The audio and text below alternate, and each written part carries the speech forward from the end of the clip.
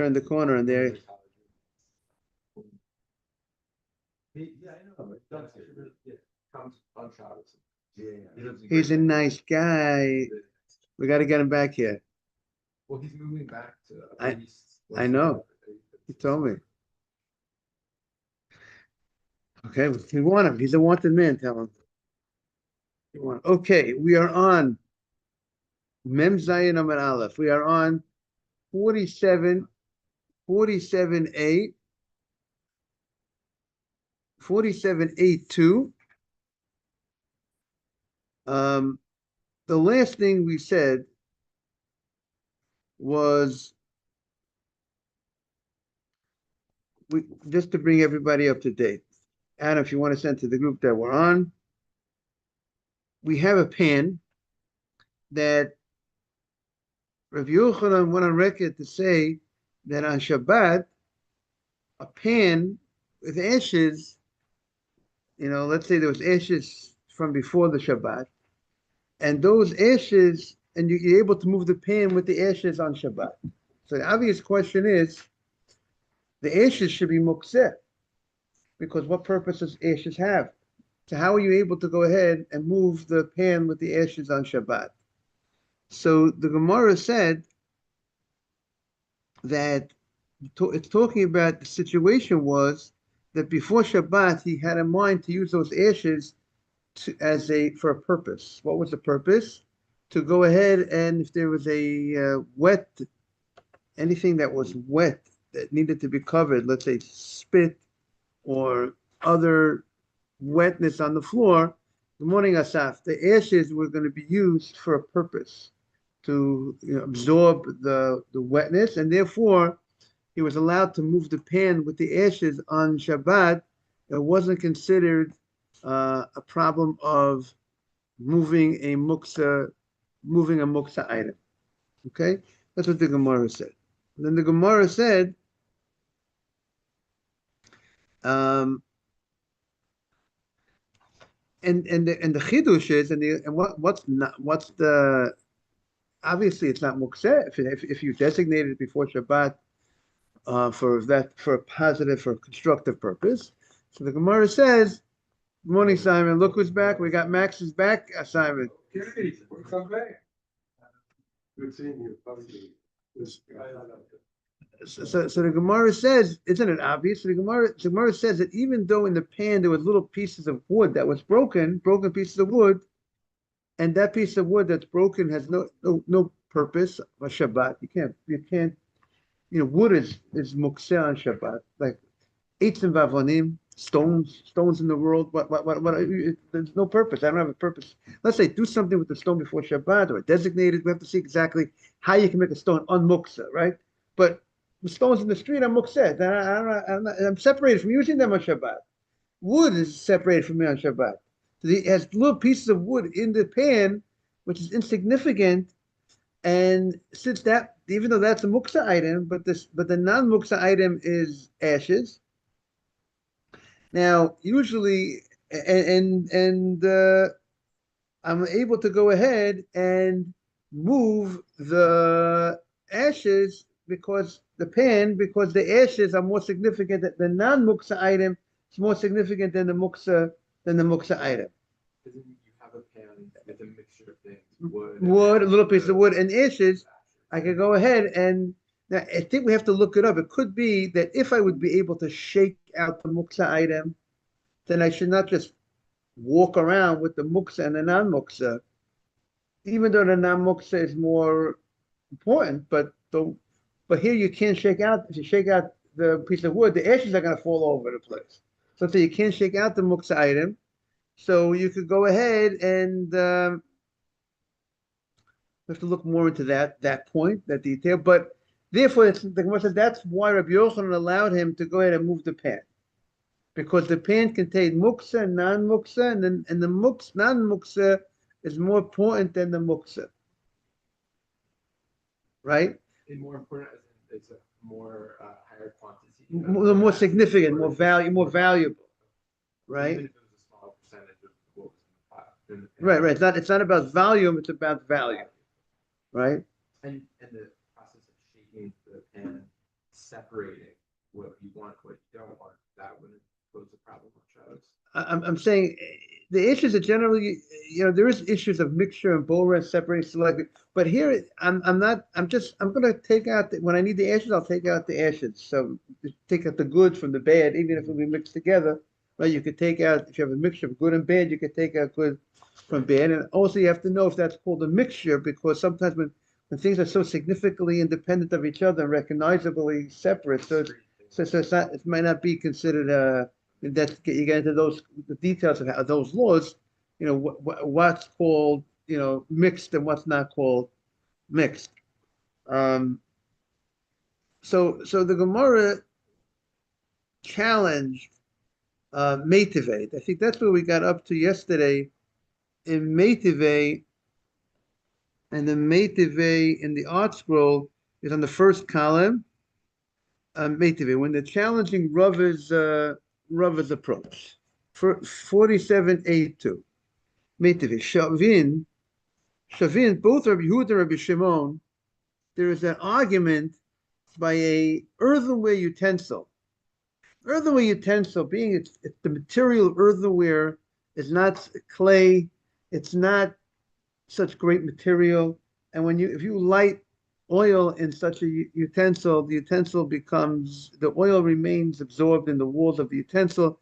It's not so pretty, so to speak. So some people get disgusted by it, and there's a discussion if that would make the item mukseh because of the state, the not nice state, if you want to say, that the lamp comes in. So if you used it last week, and now it's just, it's in the closet, so to speak, would that, would we say that it's like, there's certain things that are, let's say a hammer, right? A hammer, you could move if you need the place of the hammer. You can move the hammer if you need to use the hammer for a permitted use, like cracking a walnut, right? That's called mukseh. It's a mukseh that klisha malachal isser, a thing that's used for prohibited purposes, like building, generally used for that. But I could use it if I'm using it in a permitted fashion. Cracking a walnut, nothing wrong with cracking a walnut. A nut cracker on Shabbat. There's no prohibition of cracking open a nut. There's no malacha. You're not doing a malacha, a violation of Shabbat. Or if you need the place where the hammer is located, you can move that type of item. A utensil that's designated for prohibited purposes could be moved one of two ways. If you need the place where the utensil is, or you want to use the utensil in a permitted fashion. Money or stones or wood, which I don't have, it's not a utensil. Money is not a utensil, right? Stones are not utensils. That is a higher level muksa. I'm separated. Muksa means I'm separated from me. It's a higher level of separation. Even if I need the place where the money is, I can't move the money because I need the place. Even if I want to use the money to hold the page on the Gemara, and I'm going to put, people use this, I'm going to put a napkin, I put a tissue, and as a marker, I can't go ahead and use money to mark I can't move it even if I want to use it for a permitted purpose. Money is a higher level mukset. That's called, and that's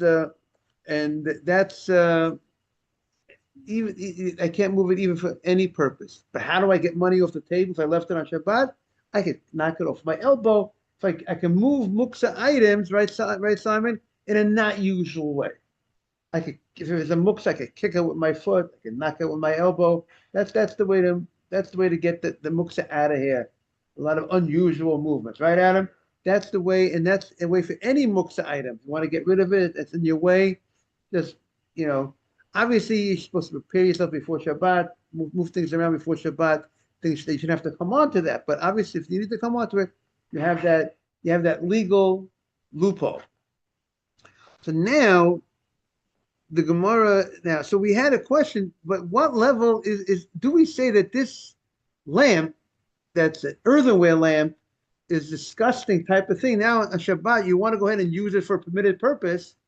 Even it's a utensil that's used generally for lighting, which would be a muksa utensil. But would it be like the hammer that I could use it for if I want to use it for a permitted purpose. Let's say I want to use this, let's say this oil lamp that's made out of earthenware has a hole to the container, and I want to put candies in a wrapper that are in a wrapper inside that hole on Yom Shabbat or Yom Tov. Would we say on Shabbat? Would we say that I can't use it for permitted purposes? I can't move it for a permitted purpose, or I need the place. Would I be able to move it because I need the place? So we say no. That since it's disgusting type of item, I'm separated from it like the money. I'm separated. I can't even move it, even if I need the place, even if I need for a permitted use. So that's a machloket. That's an argument. Yehuda of Shimon, and with that being said, even though they argue over there, comes the bright that's Vishavim she'im yeh shivrei betila she'osur letaltel.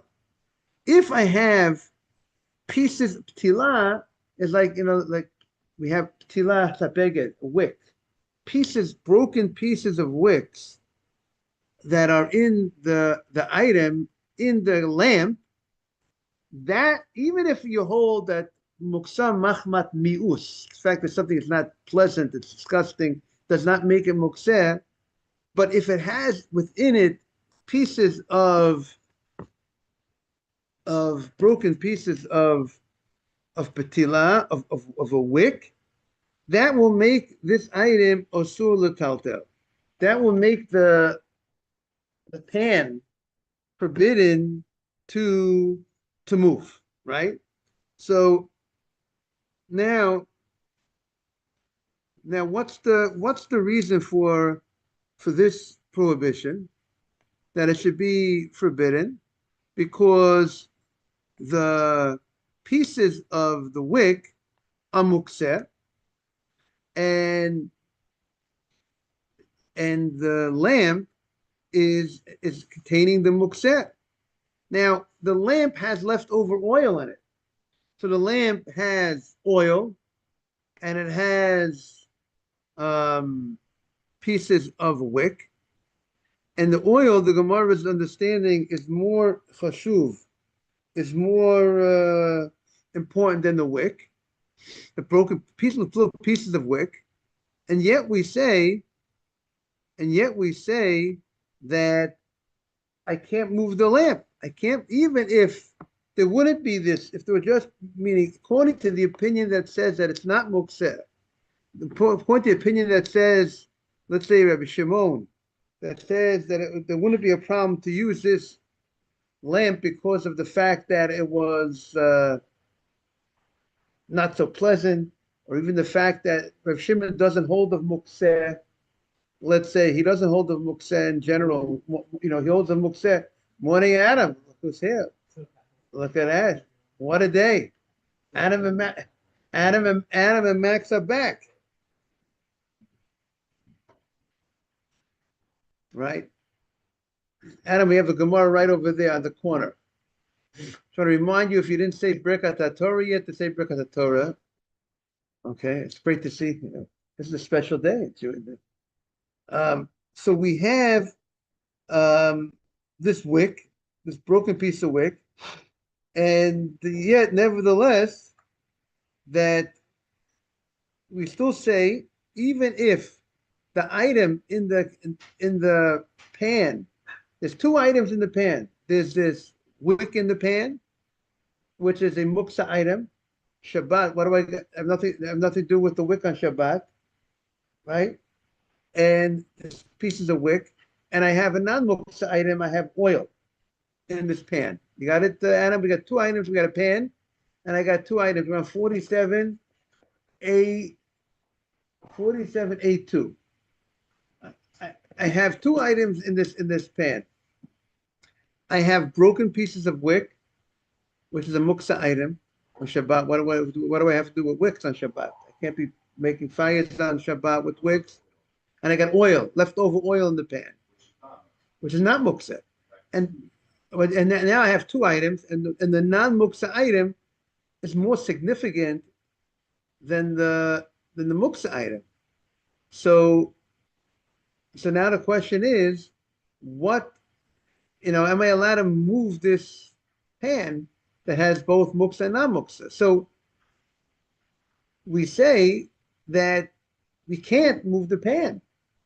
So this is the Gemara's question on what we suggested earlier, because the Gemara wanted to say earlier that if you have broken pieces of wood in a pan and you have ashes that are used for absorbing a spill, which the value of the ashes is is more valuable than the wood. We said before that it would not that pan will not be mukseh because the non-mukseh item is more valuable than mukseh item.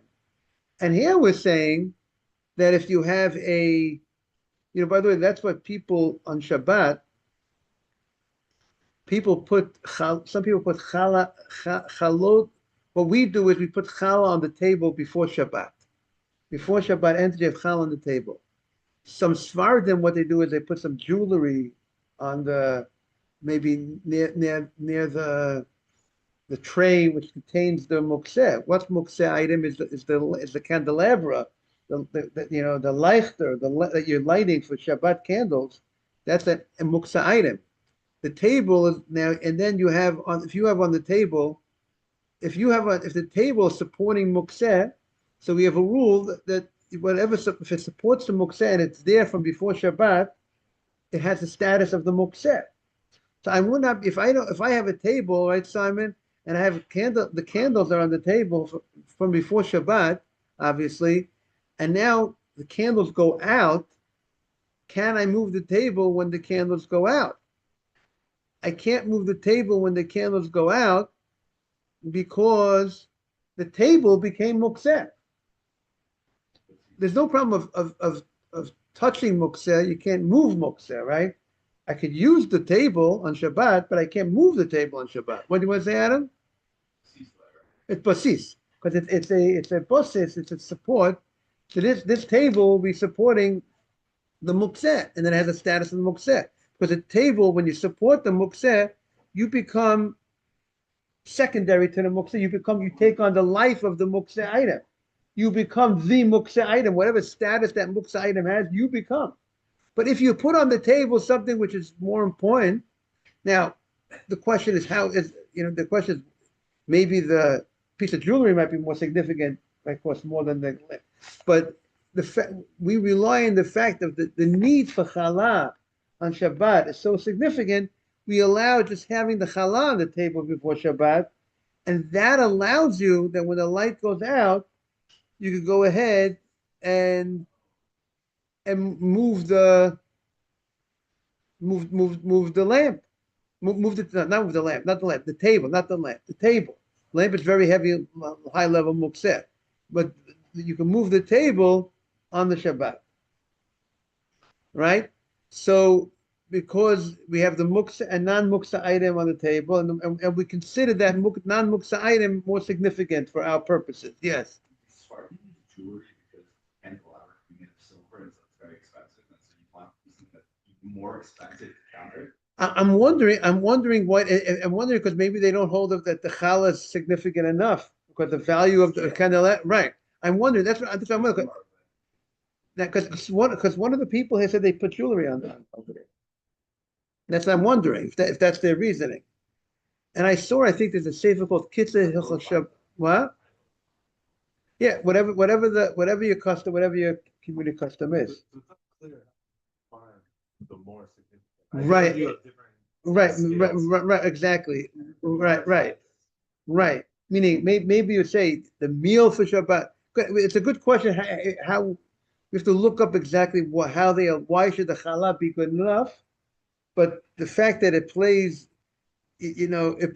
such a significant role that's so significant, you're not going to say that this is just it's supporting. You're going to count the whole thing as just the table is just supporting the mukseh because it's supporting this challah, and we're going to say therefore you'll be able to move. It's not like when you're moving the table, it's not considered you're moving mukseh because the table is serving such a significant purpose of supporting the challah, which I need to eat for Shabbat, that I am allowed to move the table subsequently. And if the challah was entirely consumed or removed from the table, then you wouldn't No, but then we have a rule.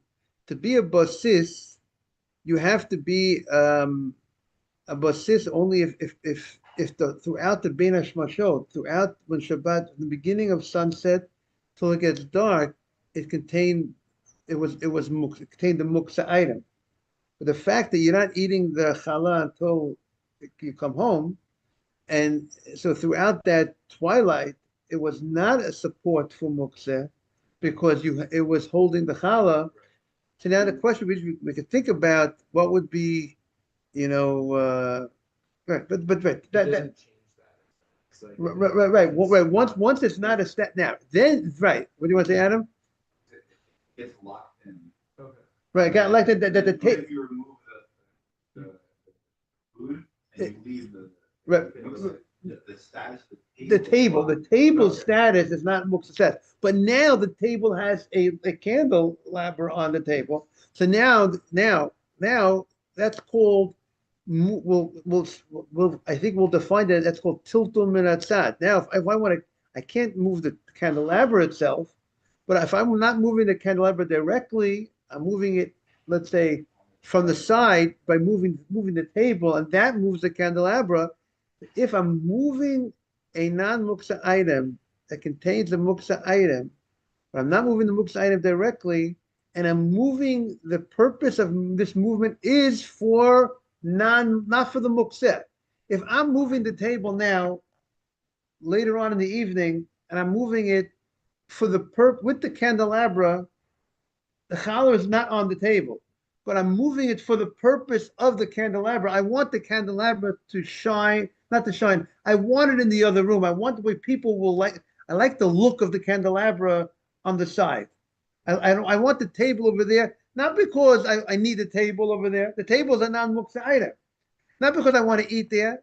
I want the table, not because I need an empty space here.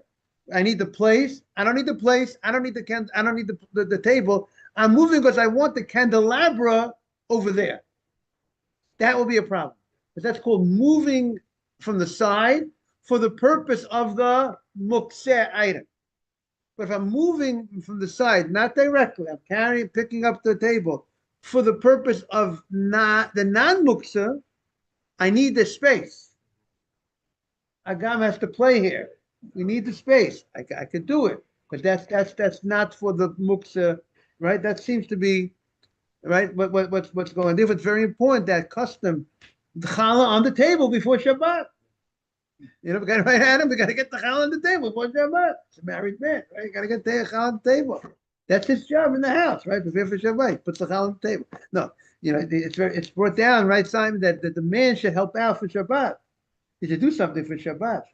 You know, yeah, whatever, he should be involved. And the Gemara is recommended to put the candelabra on the table, or should we put it separate? you can put on it's nice on the table, but you just have to make sure. But we have to you have to leave it there. But or if you need later on after the candles go out, if you need to move the table, as long as you put on the table before Shabbat and throughout and until it got dark, you had the challah on the table. You have the candelabra on the table, and now they bring a lot of food. There's no room. So you can't move the candelabra, but you're stuck. Then you'll be stuck. But you can move the table if you need to. Right. But nearby. Right. Good morning.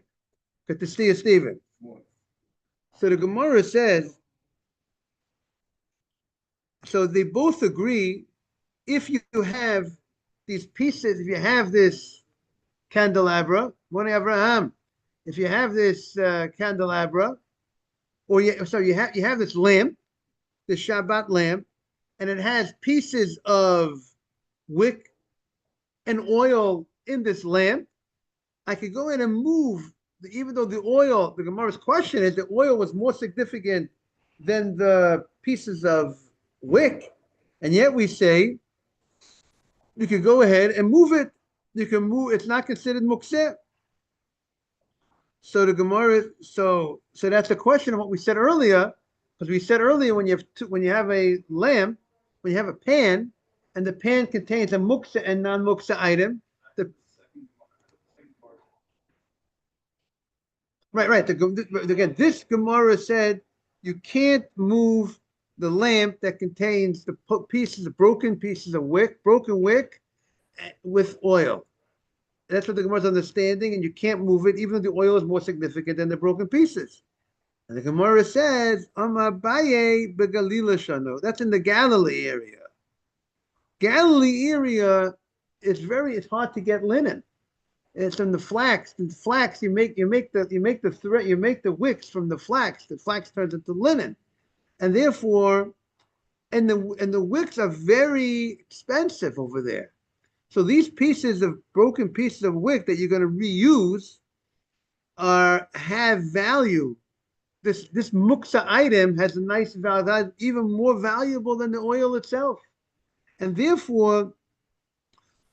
The oil, the fact that it contains oil in this lamp is not going to be the non-muksa item is not as significant as the muksa item, and therefore you will not be able to move that lamp on Shabbat. Okay, very good. Yeah, maybe. Okay, now so the Gemara. Earlier, we brought a discussion of the Gemara earlier. If you have a candelabra that's made out of sections, and if it falls, and there was a concern, you might come and put it back together. And if you put it back together, you're making a utensil on Shabbat, right? That was a discussion. The Gemara was discussing the issue of putting back a menorah made out of sections. If you would go ahead and you would take a menorah made out of sections, right? There's different parts to the menorah, not made out of one piece, so to take type of piece, not a small type of menorah, a larger type of menorah. If you would go ahead and put that back together on Shabbat, the Gemara discussed the problem of that would be a malacha on Shabbat. You're making a utensil on Shabbat by putting back the sections of the item.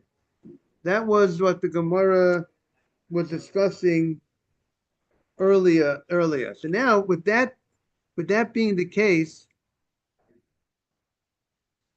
now the Gemara is going to discuss the issue of putting things back together on Shabbat.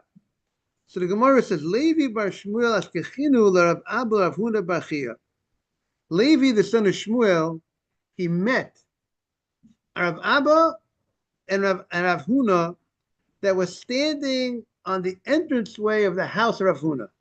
Make believe they were standing on the entranceway of Steve's house, okay? Rav Huna's house. And he took advantage, Amalahu. So Levi took advantage of opportunity. You see two rabbis together. So he says, now what is he going to ask him what the score in the Met game? The Mets winning, the Mets losing? He didn't ask him the question. They're losing, okay. But so Steve says the Rove most times to go bust the Rove, they lose most times, the Mets. That's what he says. He goes the Rove. But he told them, but he used the opportunity not to talk about the Mets. He talked about what really counts. He spoke about so these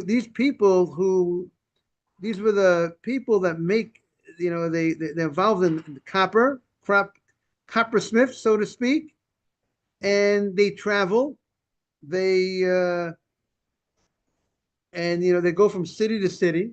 They'll do some work for you on your copper.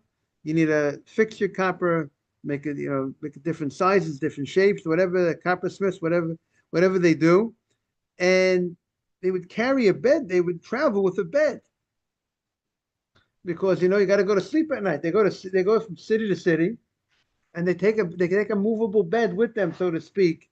That's part of their luggage. Can you set up the bed on Shabbat?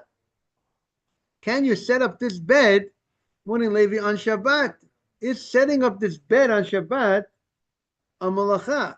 Is it a violation of Shabbat of building, or is it a violation of there's two possibilities that it might be. It might be building on Shabbat by putting it together, or there's something called makeh b'patish. Makeh patish is the final blow, that makes an item usable. That last blow, that's how some translate makeh b'patish. Hitting the makeh is hitting patish like the hammer, the final blow of the hammer, final touch that you need to make this item usable. So are you violating the Shabbat by putting back together this bed? So Amrule Shapidami. So they told him this bed is not a problem. This type of bed that's made, and we have to see why it's fine. Is it because it's loose? It's not tight? We'll see why he told them that you could go ahead and put this bed back together. However, when he came in front of Rabbi Yehuda and he told over, I spoke to the rabbis. These rabbis said that it's a problem. That's not a problem to put back this bed. Let's say loosely. I did not strongly, but loosely. He says, Rav Shmuel Damer Tavayu. Rav and Shmuel, they both say, if you go ahead and you put together the bed, this Parsayim bed, this movable bed on Shabbat, if you put it back together, you set it up on Shabbat, you chayev chatat. It's a sin offering. Now, chatat, a sin offering, is when a person violates the Shabbat unintentionally, right? Person violates the Shabbat intentionally, and he's warned, there's a death. If he violates one or third of melachot, there's a death penalty for it. But if he goes ahead and he does it, I didn't know I couldn't do it. I didn't know, Rabbi. I didn't know I didn't know I'm not allowed to do that. Rabbi, I didn't know I can't make a fire and warm up and have some coffee in the middle of the night on Friday night, Saturday morning. I didn't know I can't put on the fire. You didn't know, okay? It's a biblical violation with not knowing. That's a chatat, the sin offering. If you put this bed together on Shabbat by putting it strongly together, that is a violation. Now, generally, we don't have such an extreme. That one rabbi says it's a biblical violation, another rabbi said you could do it. So what's going on here in the Gemara? What's this two different opinions like that? So some of the commentators explain, if you go ahead and you put it back tightly and you stick everything in tightly, that's, let's say, a biblical violation. But if you put it together softly, that's not really a final blow. It's not really tight. It's not really building. Let's say, but would the rabbis create a rabbinical prohibition? Is the question. Would there be a rabbinical prohibition to put this bed back in a way that you're not violating the Torah, but would the rabbis say, you know what, we got to make a fence over here, and you should not be allowed to go ahead and do this, put it back, even though you're doing it in a way that it's not going to be the biblical violation, obviously? Or do you say, well, you know what, you're too close to the fire, because if you're going to go ahead and put it back, if you put it back loose, you might come to put it back tight, and that would be a prohibition. So that seems to be the argument of the two rabbis. So the first two rabbis said shapidami, you could put it back as long as you're putting it back loose. It's made to be open and folded, and you're not tightening it anyway. It's not a problem. The other rabbi says no. We got to make a rabbinic protection regarding this, and tomorrow we'll continue where the Gemara is going to discuss and challenge one of the positions here of whether there'll be a rabbinic prohibition to put back together this bed. I want to wish everyone a beautiful day, and we welcome Adam and Max that are back today, and the more people that come makes the class, I think, a better class. Welcome back. I understand pretty lenient that if there's something that's done with that, everything's going to go. But we hold. You see the letter on top of the glila. You see there's a little letter bet? See the word beglila? See that bet, Adam? That bet takes you to the top of the page. A mishpat ner mitzvah, which says that the halacha seems to be like the glila, is siman shel yirah. The halacha is that way. That if you have if the non-muksa is considered more significant than the mukseh, then it will be muksa. The only thing is by Shabbat we have a leniency that we consider the challah, even though it might not be as valuable as money as the candelabra. That's interesting because there's another concept that if muksa is like valuable, then you can't move it either.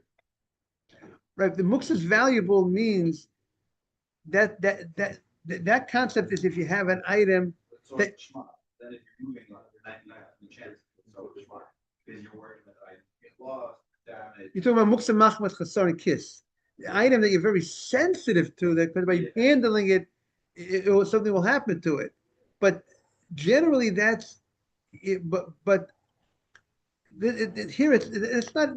We're not getting into that. It's not the issue that you're sensitive. You're afraid it's going to break. It's not like a knife of a mohel, a knife of a shochet, of a slaughterer that you're sensitive. It just has a value. You can have something. You can have an item that's worth a lot of money. You're not sensitive of moving it. It doesn't make it mukseh.